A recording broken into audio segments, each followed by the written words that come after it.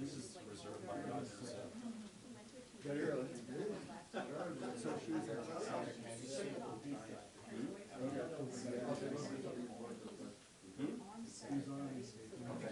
yes. Come on. Do you think Scripps uses Adele? If I was given Adele, I realize it's bullshit, but just hope people. That's the ultimate politics. There's no more politics. Yeah. I'm just having fun. Nobody's going to beat you.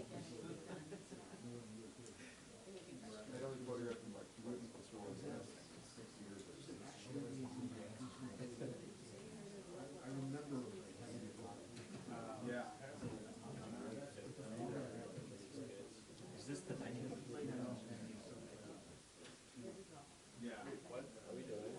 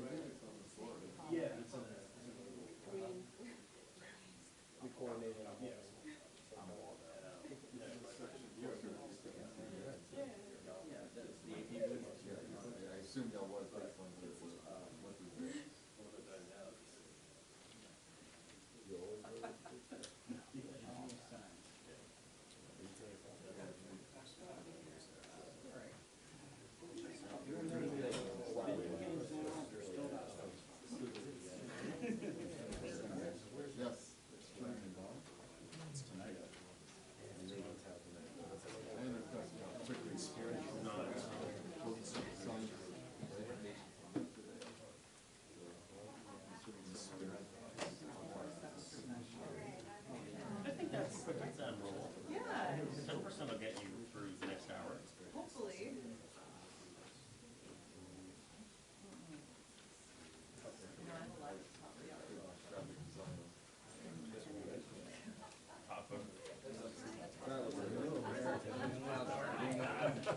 A new Senate, that's for sure. Sorry. In case I need to take the call. Thank you. We're the only people to ever start on time, y'all witnessing history. So, Tom Cotton. Ta-da! It's now plain what we suspected all along. Joe Biden's de facto position is for a Hamas victory over Israel. Israel's goal is simple: rescue the hostages, including American hostages, and destroy Hamas to get justice for the worst atrocity against Jews since World War II and to prevent the next atrocity. Hamas's goal is also simple: survive. Hamas's leaders and its last 4 battalions are holed up in Rafah, so Israel has to defeat Hamas in Rafah to win. Hamas wins if it survives in Rafah, and Joe Biden has threatened to withhold weapons from Israel for fighting in Rafah. Therefore, Joe Biden objectively favors a Hamas victory over Israel. It's just that simple. And the president is only emboldening Hamas. Why would Hamas release hostages when Joe Biden will give Hamas exactly what it wants: survival without releasing hostages? He's also emboldening Iran. Here's what Joe Biden has done since October 7th. Sanctions for Israelis and an arms embargo on Israel. Sanctions relief and the end of an arms embargo on Iran. Now, some people say Joe Biden is doing this for his re-election, which would be bad enough. It would also, I have to add, be grounds for impeachment under the Democrats' Trump-Ukraine standard, withholding foreign aid to help one's re-election. Only with Joe Biden, it's true. But I'm afraid it's also worse than that. Joe Biden and Israel-hating Democrats are using electoral concerns as a pretext to do what they've always wanted to do: to cut Israel loose. Remember, a lot of Barack Obama's aides, who are now Joe Biden's aides, disputed that Hamas was even a real terrorist group to begin with. For that matter, remember that Joe Biden himself threatened Israeli Prime Minister Menachem Begin more than 40 years ago with cutting off aid to Israel. Begin humiliated Biden, warning him not to threaten Israel and saying, "I am not a Jew with trembling knees." Israel is fighting a just and necessary war. Their knees are not trembling. As Prime Minister Netanyahu just said, they'll fight alone if they have to. But let me assure all the Israelis watching, you won't have to fight alone. You don't have a problem with America. You have a problem with Joe Biden and Chuck Schumer and the Democratic Party. And the American people are going to solve that problem for you in 6 months. Senator Cruz and Collins. Well, thank you, Lindsay, for your leadership on this and all issues that pertain not only to America's national security interests, but to that of our allies. 72% of Americans support the idea that Israel needs to take the actions necessary to protect itself and to end the rule and reign of Hamas, a terrorist organization operating not only there but in that entire region of the world.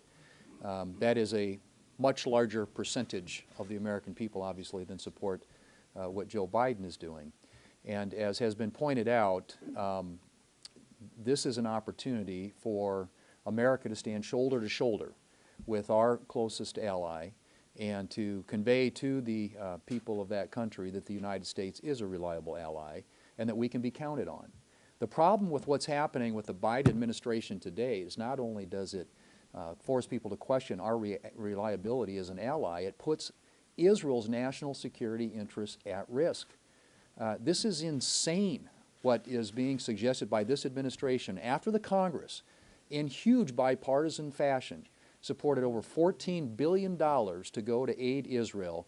This administration would decide unilaterally, without any input from Congress or anybody else, that because they don't like the way that Israel is defending itself against this threat, that somehow they're going to start cutting off the very assistance that the United States Congress said that we want sent to Israel, to our ally, to make sure that they're able to defend themselves and to root out this, this terrorist organization operating on their border. The American people support Israel overwhelmingly, as has already been pointed out. And they also believe that Israel needs to do what is necessary. And if that includes going into Rafah to root out the Hamas threat, then that is necessary for their very survival. This is an existential threat for the people of Israel. The United States need to have their back. We'd have their back. The American people have their back. The Republicans here in the United States Senate have their back. And we will do everything we possibly can to make sure that Joe Biden, notwithstanding his statements of the last few days here, does what the American people and the United States Congress have said we need to be doing to support our strongest ally in the world. Senator Collins. Well, first, Lindsay, thank you so much for your leadership. Let's review a little bit of recent history. As Senator Thune has just outlined, it was the administration that put together a supplemental funding request to provide weapon systems, munitions, equipment, and other means of assistance to Israel. Congress repeatedly, by overwhelming bipartisan margins, supported that funding, supported assisting our closest ally in the Middle East, Israel. And what did the administration do? Without any consultation, over the weekend, the administration decides to halt the delivery of essential weapons to Israel. They did not inform the Appropriations Committee. They did not inform the Foreign Relations Committee. They did not inform the Armed Services Committee. It was a unilateral decision. Yesterday, during the Defense Appropriations Subcommittee hearing, Many of us questioned Secretary Austin about the decision made secretly over the weekend without consultation with Congress. He said that it was not a final decision. If you pause, if you halt the delivery of weapon systems that Israel needs to defend itself and to win the war against a terrorist group that is dedicated to its destruction, that is a decision. Thank you. Senator Risch. Well, thank you very much. I put out a press release on this a little earlier today, which has a lot more detail than what I'm going to say, and it's going to be brief. Look, the non-partisan weapons sales process has kept domestic political squabbles out of this for a long, long time. It's been in place for about a half a century, and it has worked really, really well. The administration has stepped outside that those boundaries now with what they're doing here without any notifications to us. Look, we have a situation here where the Congress passed funding, the administration allowed these weapon sales. Myself and the other 3 members of Congress who closely look at these sales and take that obligation seriously all signed off on it. And now in the heat of battle, this administration is saying, we're going to pull this back. This is unprecedented. It's going to be watched by our enemies. It's going to be watched by our allies, and it is not helpful to the national security of the United States. More importantly, what the administration claims to be trying to do is to reduce the collateral damages when Israel goes into Rafah. And they are going into Rafah. They've said they're going in with or without anybody else's help. What is the system that they've held up? It's the kits that make the bombs smart bombs and precision bombs instead of general bombs.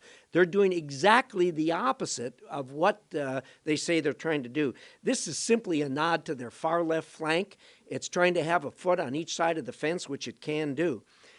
Within 2 hours of the president's announcement last night, Hamas said they were withdrawing from negotiations on hostages and on a ceasefire. What the president has done is handed a great victory to Hamas here. It's going to invigorate the fighting that they're doing in Gaza, and it's going to stop the negotiations that have been ongoing. This was a horrible mistake. Thank you. Well, what have I learned? It took Hamas 2 hours to withdraw. It means they have bad internet, because I think they would have withdrawn the moment they heard. We have several other speakers, but I just want to emphasize one thing. This is all about President Biden and Lloyd Austin trying to take over the war from Israel. I got one message for Israel. Don't let them do it. Joni. Yes, thanks everybody for coming out today, and Lindsay, thank you for your leadership on this. And I just returned from Israel on Tuesday morning. Senator Ted Budd and I had traveled through the region, through the Middle East, and over we heard from regional leadership about how important it is for America to step up their leadership. There's a void of leadership in the White House today. And if anything, there's no leadership, but in place of that, appeasement. And we see Joe Biden doing that. So what we saw and what we heard while we were traveling through the Middle East is that our service members are under attack. Okay, they're under attack from Iran, from Iranian proxies throughout the Middle East, and our citizens are being held captive by Hamas. We cannot forget that there were over 40 Americans killed on October 7th in the attack perpetrated by Hamas when they went into Israel. We have 8 Americans that are being held by Hamas, 3 of whom we know are deceased. 5, God willing, are still alive.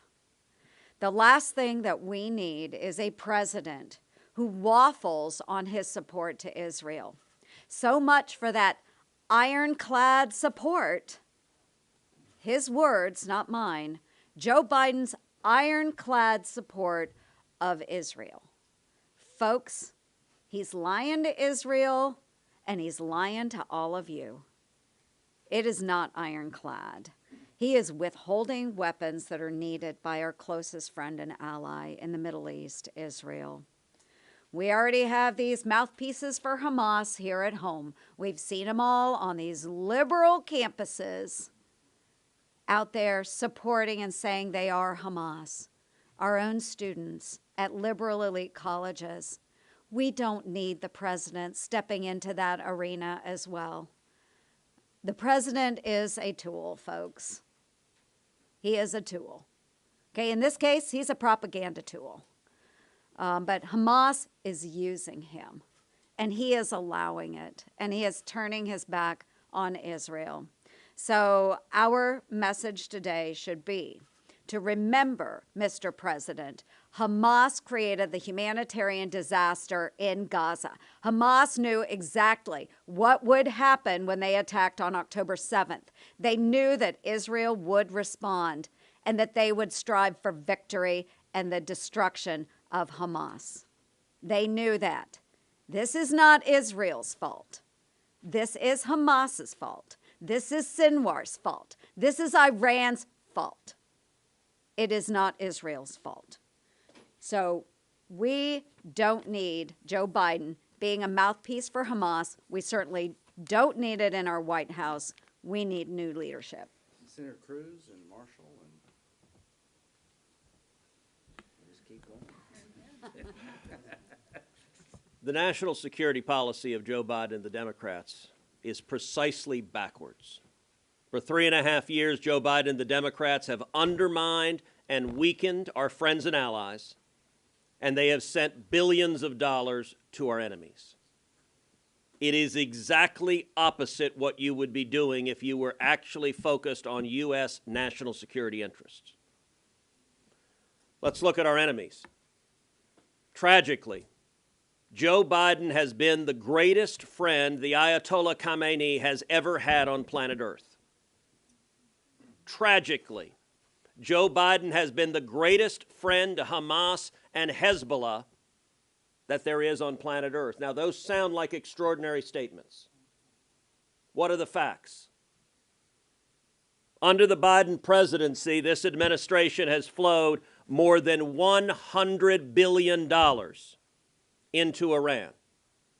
$6 billion in ransom for 5 Americans, a policy which many of us said at the time would only lead to more Americans being taken hostage, and we saw tragically on October 7th that proved exactly right. $10 billion in funds in Iraq that the Biden administration wanted to flow to the Ayatollah, and then over $80 billion in oil. When Joe Biden came into office, the Trump administration, with the active support of all of us, had vigorously imposed oil sanctions and had cut Iran's oil exports from 1 million barrels a day down to about 300,000. The Iranian economy was in shambles. The Ayatollah was on his knees. Joe Biden came in like the cavalry coming to the rescue and immediately stopped enforcing oil sanctions. And what happened? Iran's oil sales went from 300,000 barrels a day to now more than 2 million barrels a day. Every one of those barrels is a gift from Joe Biden and the Democrats. That is over $80 billion. Mind you, this is from the same administration that does everything they can to kill oil and gas production in America while allowing a theocratic Ayatollah. Understand, the Ayatollah chants with mobs, chants death to America and death to Israel. And Joe Biden has said, here's $100 billion. This seems like a great idea. And what happened with that $100 billion? Well, 90% of Hamas's funding comes from Iran. 90% of Hezbollah's funding comes from Iran. October 7th was in a very real way funded by money given by Joe Biden and the Democrats to Iran and Hamas and Hezbollah. And by the way, Biden also sent hundreds of millions of dollars into Gaza, even though many of us said, if you send it to Gaza, it will go to Hamas and be used for terrorism. They knew that. They agreed with that. The Biden administration concluded it was, quote, highly likely the money would go to Hamas for terrorism. You know what they did? They waived the anti-terrorism laws and said, send it anyway. Where are we now? Where we are now is the Biden administration is sending money right now to Gaza. Many of us said if you send the money to Gaza, it will be seized by Hamas. What happened? The first shipment came in and boom, immediately seized by Hamas, exactly like we said. But they're combining it with blocking weapons to Israel. The Biden White House has been the most anti-Israel administration this nation has ever seen. Literally from day one, the Biden White House has been undermining Israel at every step of the way.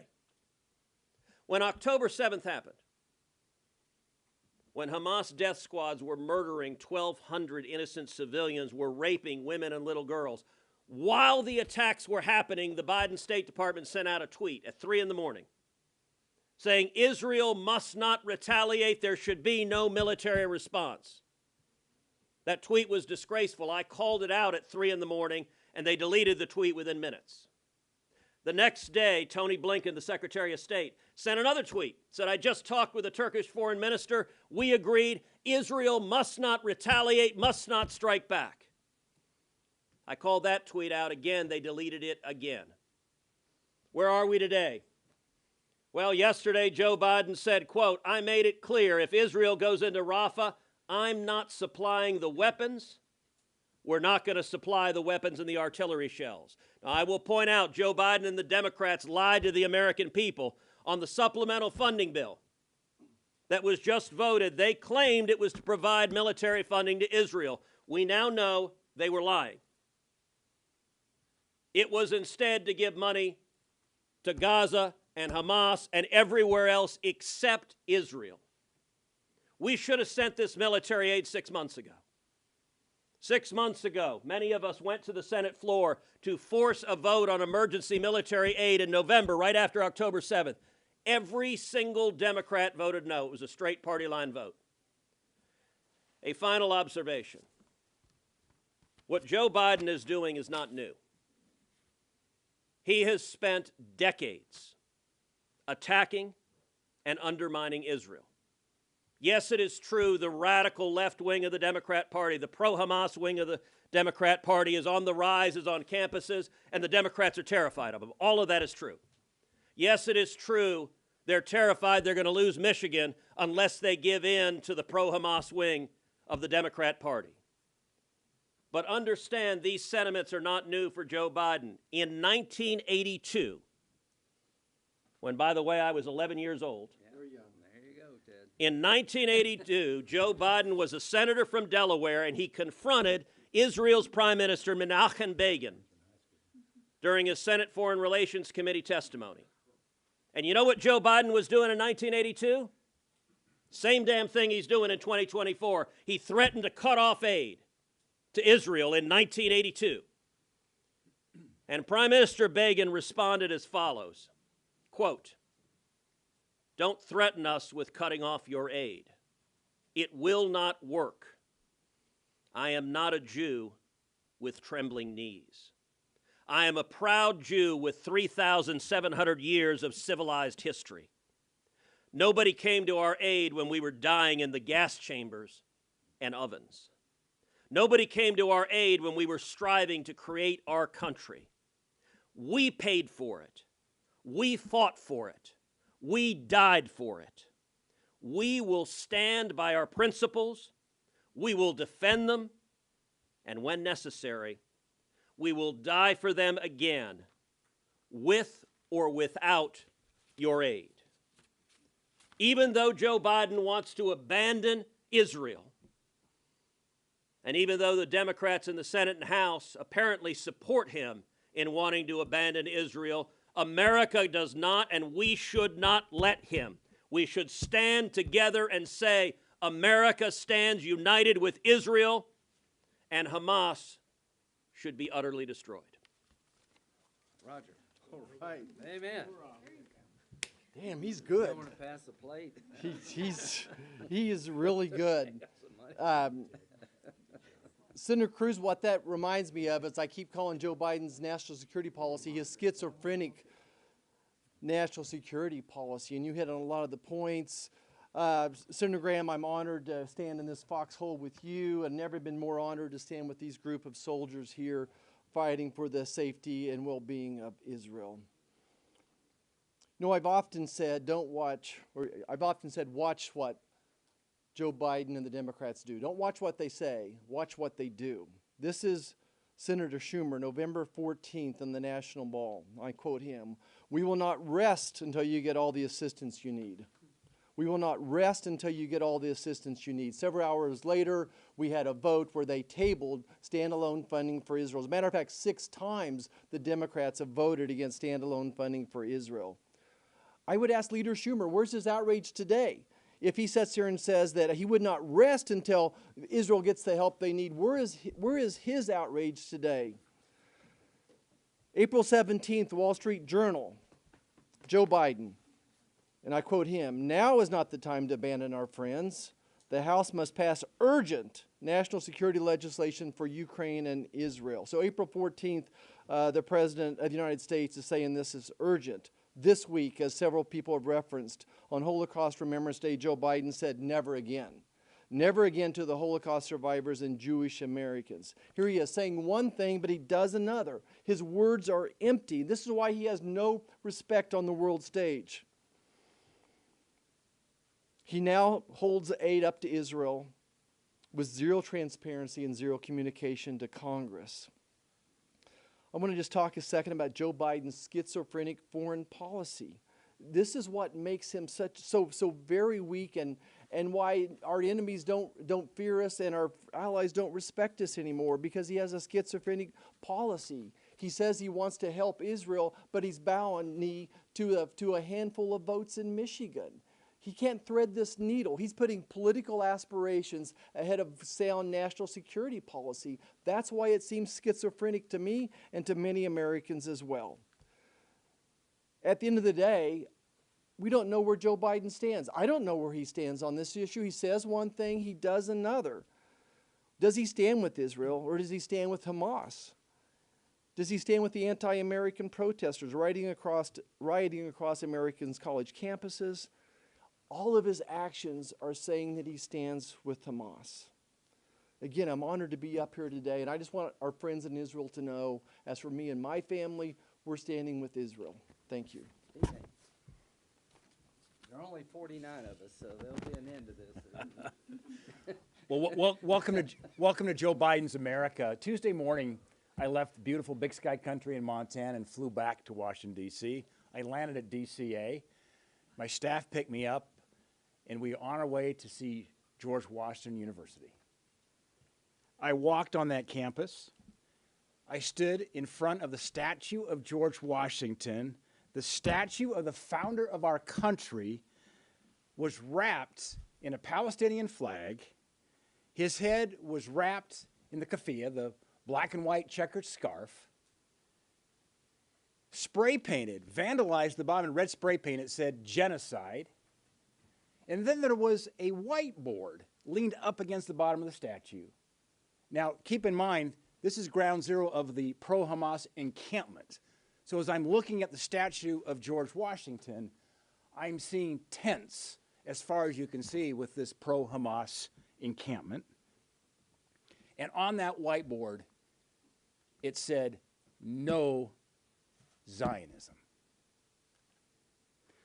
Later that day, and by the way, when I was on campus, I chatted with some of the Jewish students, one of the rabbis there, as they are afraid to even walk on their campus. Yet later that night, these pro-Hamas protesters went to the university administrators and the president's home and called for the beheading of some of the administrators and leaders at GW. I didn't think I'd live to see the day of this going on in our university campuses. Joe Biden did nothing.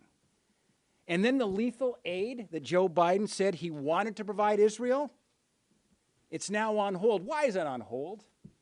To appease his liberal base in places like Dearborn, Michigan, because Joe Biden's in trouble in Michigan. This is not going to help Israel win the war. It's not going to help to get our hostages home.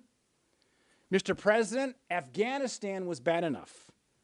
Now you're going to leave more Americans stranded and in the hands of terrorists. Every single Democrat should be standing with us at this moment, condemning the president's remarks and pleading with him, demanding he reverse his course. The choice is very simple. There's a moment of moral clarity needed in American history at this moment, at this hour. It's simply this. You are either for Israel or you're for Iran and their desire to exterminate Israel and Jews around the world. Ted, Bud, Katie, and me, and we'll take questions. Senator Graham, thanks for hosting this, for your leadership on this issue and around the world. I just returned from a congressional delegation trip with Senator Ernst to the Middle East. And while we were there, we met with Prime Minister Benjamin Netanyahu. We discussed the situation about hostages and their military operations in Gaza. And after everything we heard, we know that President Biden's decision to withhold critical ammunition to Israel, it's a total betrayal of our friend and our ally. Israel's in an existential fight for survival against genocidal Hamas terrorists. And those same Hamas terrorists currently hold 8 American citizens, including North Carolina native Keith Siegel. The best way that we can bring them home, it's by increasing pressure on Hamas. But by withholding lethal aid, President Biden is signaling to Hamas that it's okay to hold out and to continue their campaign of terror. So the bottom line is this. President Biden is making it harder to bring these hostages home. And the ultimate absurdity of this decision by President Biden is that the administration is withholding precision-guided munitions. Senator Risch spoke about this earlier, because the Biden administration is actually making civilian casualties more likely. But at the end of the day, we know what all of this is about. For President Biden, this is about November elections. And I know firsthand that President Biden is overruling his own national security team, and he's letting a few radical activists on his staff dictate our foreign policy. He's just too weak to say no. President Biden is putting politics over our friends and allies, the Jewish people, and our friends, the American hostages. This is one of the most shameful displays that we've ever seen from a U.S. president. It telegraphs to the world that the U.S. is not to be trusted. We deserve better. Thank you. I want to start by thanking Senator Graham for your leadership on this and so many important issues. You know, as I stand here listening to all of my colleagues make such incredible points that somehow this administration continues to miss, I can't help but think they also continue to miss the opportunity to learn from history. As we heard Senator Daines talk about what's happening on our college campuses, talking about the lack of enforcement of Title VI, this administration refusing to protect our Jewish brothers and sisters as they want to go to class, they want to eat peacefully in dining halls, be okay in their dorms. I remember that discrimination upon race, denigrating someone upon race, blocking someone from a classroom wasn't okay in the 1960s. Do you hear me? And it is not okay today. This administration needs to stand up and stand against anti-Semitism. What else they're failing to learn from? I mean, yesterday we celebrated 79 years since VE Day, the victory there in Europe, liberating Europe from Nazi terror. Earlier this week, we honored those 6 million Jews that died in the Holocaust. We are at a place in this country, a Harvard-Harris poll just came out, where it said between the ages of 18 and 29, 1 in 5 of those individuals don't believe the Holocaust even existed. And on that note, I think it's important that we continue to tell the story of October 7th, because somehow that has gotten lost. Senator Graham led a delegation to Israel. We sat across from Israeli leaders. We watched the footage, the horrifying footage of those Hamas terrorists with the GoPro cameras strapped to their heads and their chest. When we talked to the Israeli officials, we mentioned 9/11, and they said, yes, it's similar, but I want you to understand why it's different. You were able to wake up on September 12th and tell your kids that the perpetrator was oceans away. We woke up on October 8th, and the people who want to eradicate this entire population are just miles down the road. I want you to think of what we're asking for parents in Israel who are tucking their children in at night.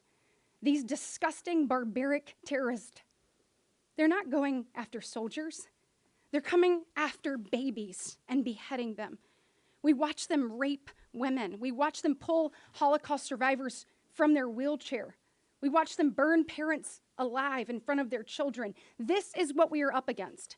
You cannot, in good conscience, ask parents to tuck their kids at night without believing that Israel can move forward and eradicate Hamas. There are still 4 battalions in Rafah. So understand what that means for the innocent people of Israel. We must do more. Never again is now. And I urge the President of the United States to not be the very first president to not stand with Israel. They are our greatest ally, and they deserve us to stand shoulder to shoulder with them as they fight the evil that is Hamas. Well, thank you all. So real quick, let's just build up where, Mr. President, reconsider this. It's okay to reconsider and change your mind when circumstance warrant. For over a year, I have been working with the Biden administration and many of my colleagues up here to try to have an agreement between Saudi Arabia and Israel that would end the Arab-Israeli conflict on President Biden's watch. I believe a Democratic president is best positioned to build on the Abraham Accords when it comes to Saudi Arabia and Israel. That would be a major accomplishment. I think President Trump understands he would get his fair share of credit. I have been to Saudi Arabia and Israel 5 times since the war. The goal is to try to bring Saudi and Israel to the table to conclude a deal that would end the Arab-Israeli conflict, isolate Iran, and find a better, hopeful future for the Palestinians through direct negotiations with Israelis. I am still committed to that. Mr. President, if you do not change this policy, you will have destroyed the last best chance to deliver lasting stability in the Mideast for generations. Saudi Arabia is watching. Would you, as a nation, sign a defense agreement with the United States knowing what we have just done to Israel? Is signing on the dotted line with the United States in a mutual defense agreement equivalent to outsourcing your national security to the United States? That is the message you're sending. Israel's being asked to turn the war fighting over to the United States. Let us plan how to do this, not you. That is a huge mistake. Number one, I trust Israel more than I trust Austin. He still said Afghanistan withdrawal was a good idea. Bottom line, there's a lot at stake here. I think the region and the world is going to second-guess future relationships with us, Mr. President, if you don't change your mind. Finally, is it right to give bombs to Israel in these circumstances? I think the answer is yes. I want to define the problem Israel faces. Hezbollah is a terrorist organization that has over 100,000 weapons pointed at Israel. They're Shiites. They're in Lebanon. They actively attack Israel regularly. Hamas is a terrorist organization that is dedicated to the destruction of the Jewish state, not helping the Palestinians. Their charter is not to bring about a better life for the Palestinians, but to destroy from the river to the sea all the Jews.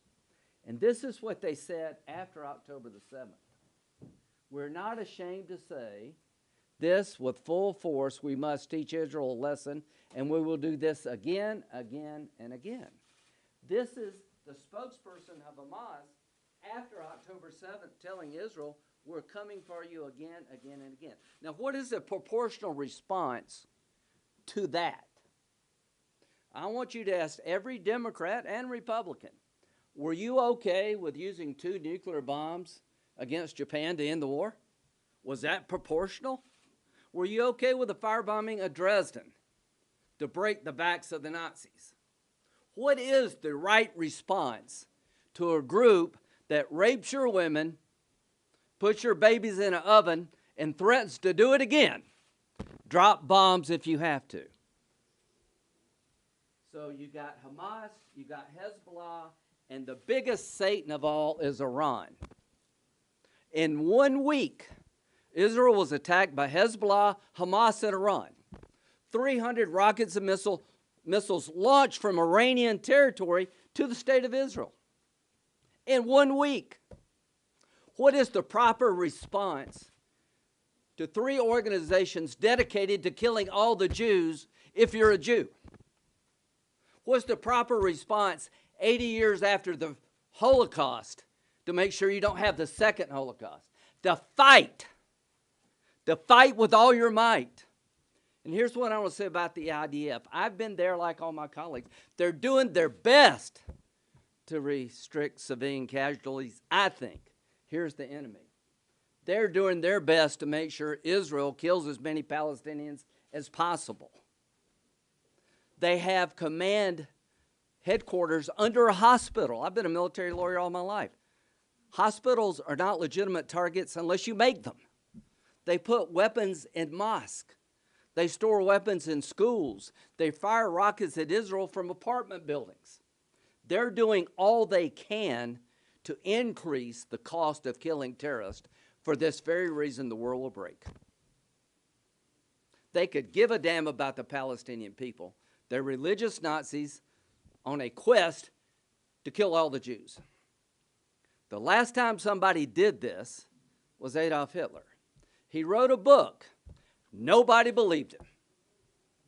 President Biden, the enemies of Israel are dedicated to the destruction of Israel. Withholding weapons makes it very difficult, if not impossible, to get American hostages back and Israeli hostages back because you're incentivizing bad behavior. Withholding weapons makes Iran stronger, not weaker. Withholding weapons in the most just war since World War II makes Saudi Arabia more doubtful. The consequences of this decision, Mr. President, are going to change the region and the world for all the worse. I'm asking you, I'm pleading with you, change course. Give Israel the weapons they need to finish this fight, and I'll tell you what Israel is going to do with Rafah. They will go in and destroy these battalions. How they do it is subject to negotiation. But what I fear is this decision to withhold weapons has made the likelihood of going in Rafah greater, not less. It's going to make it longer, not shorter. And the consequences of bringing real change to the Mideast are fading with every passing day. Mr. President, if you can summon the courage to say we're going to give Israel the weapons they need, I think we can get the Saudi-Israel deal back on track. I think you'll have all the critics up here behind you applauding. And what do we want? We want Israel to survive and thrive. We want Hamas destroyed. We want the Palestinians to have a better future. That only happens when you're unequivocal. Now's the time, Mr. President, to send a message to all the bad guys. We're with Israel. Now's the time, Mr. President, to reinforce all the rhetoric you've been saying for the last 6 months. On October the 7th, things changed forever. This is Pearl Harbor and 9/11 for Israel.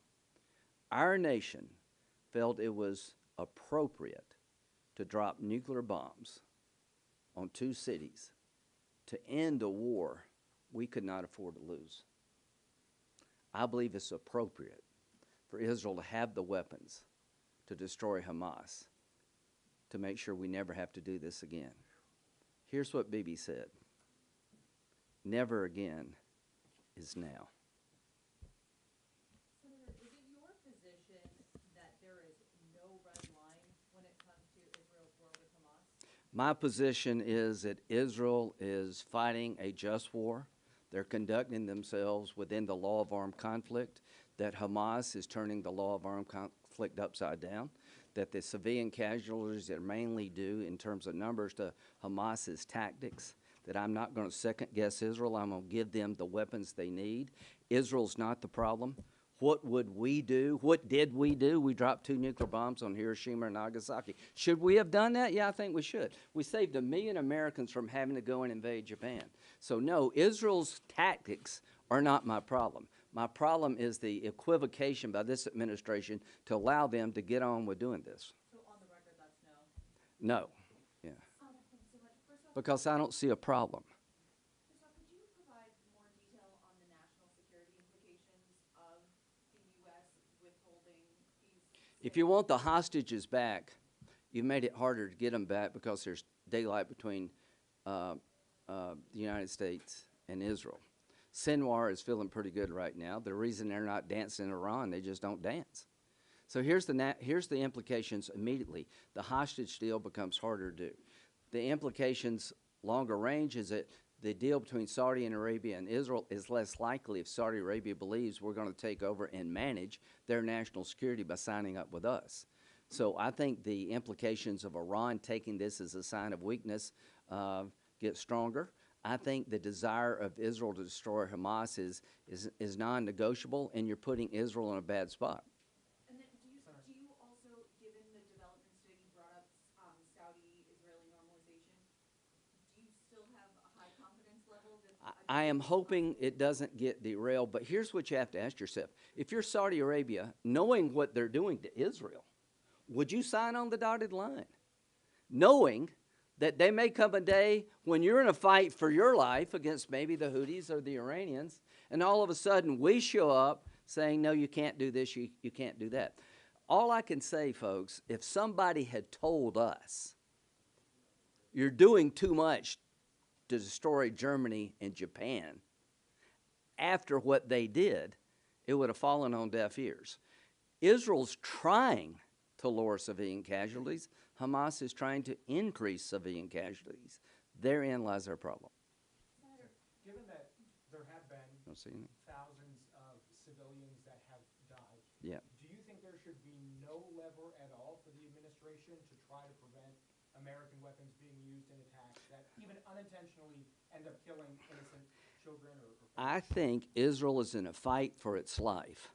That the reason so many Palestinians have been killed is because Hamas has command centers under hospitals. Hamas uses the Palestinian people as human shields. Don't reward their behavior. What you're doing is you're saying Hamas has put Palestinians in the crosshairs of Israel, so stand Israel down? That's the dumbest thing I've ever heard in my friggin' life, is that you tell the person who's about to be wiped off the map, you got to slow down because your enemy is making it hard on the Palestinian people to survive because they choose to put them in harm's way. That is ass backwards.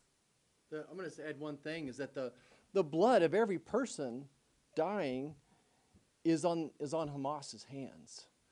And I think, to Lindsay's point, is that Israel has done everything they can to minimize collateral damage and civilians dying. Even recently, trying to get people out of Rafah and moving them out of harm's way as well. But what type of a soldier or warrior hides behind women and children? Come out and fight. And one thing I also want to add, Lindsay, is Hamas and Iran just don't want death to Jews. They want death to Americans too. Yeah. Right. I left that out. Yeah. Well, and let me add a couple of things. There are a series of questions saying, like the opening question, should America draw a red line? The premises of all of these questions are wrong. Israel does not want to kill even a single civilian. Israel's objective is clear and unequivocal. It is to protect the nation of Israel, to protect the lives of Israelis, and it is to defeat Hamas, to kill terrorists who want to murder every Jew on the planet. All of the questions, doesn't the Biden administration need to step in and stop the Israelis? No. Their objective is to kill 0 civilians, and there is no military on the face of the earth that does more to protect civilians, to avoid civilian casualties, than the Israeli military. They do things like, if they're going to drop a bomb, if they have intelligence that Hamas terrorists are in a building, they're going to drop a bomb on the building, they will do something like send a dud bomb first that lands on the ceiling of the building, doesn't blow up. And they do that so that the civilians can get out. Israel sends texts and cell phone calls to the civilians saying, we are going to attack here because Hamas is there. Get out. Leave. Save yourself. You know what Hamas does? Hamas says, stay. We want you, the Palestinian civilians, to die. I authored a resolution in the Senate, bipartisan resolution the Senate adopted 100-0, condemning the use of human shields as a war crime, condemning Hamas's use of human shields. I also authored sanctions for anyone that engages in the use of human shields. You know how many Hamas terrorists Biden has sanctioned for using human shields? None. What is Biden doing? He's sanctioning Israel. The entire premise, and contrast that to what Hamas does. On October 7th, Hamas did not launch a military attack on Israeli soldiers. That would have been bad, but it at least would have been something recognizable as war. Attacking soldiers of a nation falls within the contours of warfare. That was not October 7th. October 7th, Hamas death squads went into civilian areas, a kibbutz, people who are farmers. They were looking for civilians, and they were killing them for one reason, because they were Jews. Going door to door to door. It's the worst mass murder of Jews in a single day since the Holocaust. They killed elderly people. They killed toddlers and infants. We've watched the videos. When you see terrorists playing soccer with the head of a Jew they just beheaded, when you look at how they sexually abuse, violently rape little girls, women, mutilate them, they are disgusting. You want to vomit when you see the videos, and we've watched them because we have a responsibility. Why? Because they're knuckleheads who insist it didn't happen. And so we should be standing with Israel unequivocally. You asked, what are the national security implications of this? America is at a greater risk today than we have been at any point in modern times. We have a higher risk for a terrorist attack today than we have at any point since September 11th. You combine that with the Democrats' open border, 11 million illegal immigrants flooding into this country while Iran and Hamas and Hezbollah have called for global jihad. It is only a matter of time before we see mass murder here, just like played out in Israel, just like played out in Russia, just like played out in New York City on September 11th. All of the questions, don't we need to stop the Israelis from killing civilians? They are doing everything humanly possible to prevent killing civilians. And I want to make one final point on this. The enemies of America are emboldened. Iran is emboldened. Hamas is emboldened. Hezbollah is emboldened. Communist China is emboldened. Russia is emboldened. Venezuela is emboldened. North Korea is emboldened. What are the national security consequences of this? Today, because of Joe Biden's weakness and appeasement, the odds of China invading Taiwan have risen markedly. Because she is looking at this saying, oh, this administration is so weak, they'll tell Taiwan, hey, we won't give you weapons either. Chinese go on and invade. I want to finally underscore a very important story that broke last weekend. It came from Politico. And it was a story that says the funding for the anti-Israel, anti-Semitic, anti-American protests occurring at universities across the country, much of the funding came from Joe Biden and the Democrats' biggest donors. And here's who Politico identified. Politico identified George Soros, the Rockefeller brothers, Bill and Melinda Gates, and the Pritzker family, which collectively have given millions and millions of dollars to Joe Biden and to Democrats. Just about every Democrat in the United States Senate has cashed tens of thousands of dollars, if not hundreds of thousands of dollars, from those left-wing gazillionaires. Tell you a question every one of you ought to be asking every Democrat, including Joe Biden: are you going to give back the money? Are you going to give back the millions of dollars you took from the people funding these anti-Israel, anti-Semitic, anti-American protests? And if you're not, if you're going to keep cashing the checks from the people paying for the protesters that are threatening Jewish students, threatening their safety on campus, then you stand with what they're funding. It's a simple and basic choice. What is happening on campus is happening because the Democrat base wants it to happen. And what Joe Biden is doing is he's encouraging Hamas. Hamas saw that statement and celebrated. And you know what? If you're a Hamas terrorist, you know what you say? Keep fighting. Yeah. Keep fighting. You know what? We've now got Joe Biden coming to the rescue. He's going to cut off the Israelis' weapons. Let's keep fighting. We can kill more Israelis. Final question. No, I want to ask a final question. I want to ask a final question. We got two more after he asks himself the question. Why isn't there a single Democrat here? I want you to pause and ask. There are 51 Democrats in the United States Senate. Is there not one of them who's sitting there saying, wait, Congress just voted, they said they were voting to send billions of dollars of military aid to Israel. They lied. By the way, some of us said at the time, they're lying, they're not going to do this. They want to give money to Hamas, but they're not going to give it to Israel. Some of us said exactly that. But is there not one Democrat with the courage to stand up and say, Mr. President, this is wrong, and between Israel and Hamas, you should have the courage to know which side you stand on. You should stand with Israel. Two more questions.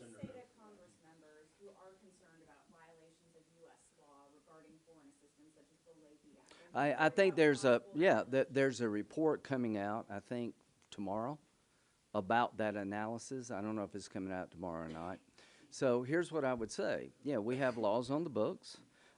Israel is a well-regulated military. They have a judge advocate who I actually know. They prosecute people who violate the law of war, IDF members. So what I would say is let's listen to see what the State Department says. But back to your question, what red lines did we have in World War II? Apparently none. What I'm trying to do is destroy Hamas with the least amount of damage to the future. They got to go. For the sake of the Palestinians, they have to go. For the future of Israel, they have to go. The tactics being employed to destroy them are incredibly difficult because their behavior is making it so hard. The bottom line is when your enemy takes the people they represent and use them as pawns to drive up the casualty rate to hope the world turns on you, you don't want to reinforce that model. And I'll end with one thought that Ted had.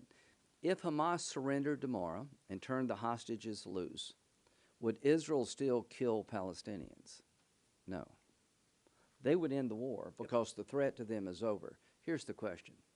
If Israel withdrew tomorrow and stopped dropping bombs, would Hamas still try to kill them? Yes. That's what this is all about. Israel is not a genocidal nation. Israel has got 6 peace agreements with Arabs. Israel is entertaining trying to recognize Saudi Arabia, the keeper of the mosque in Medina and Mecca. They have a history of integrating themselves in the region. What history does Hamas have? Killing Palestinians who want to work with Israel, destroying the Israeli population, driving them into the sea. This is about as clear contest as I've ever seen in my entire life.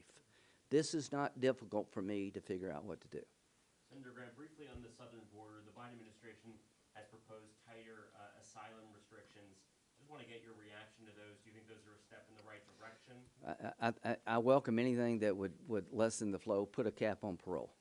Yes, Senator, you all mentioned that President Biden took unilateral action, did not consult with Congress. Is there anything Congress is considering Yes. Yeah. We're thinking about what tools do we have available. So to my Democratic colleagues, you could be in the same boat here.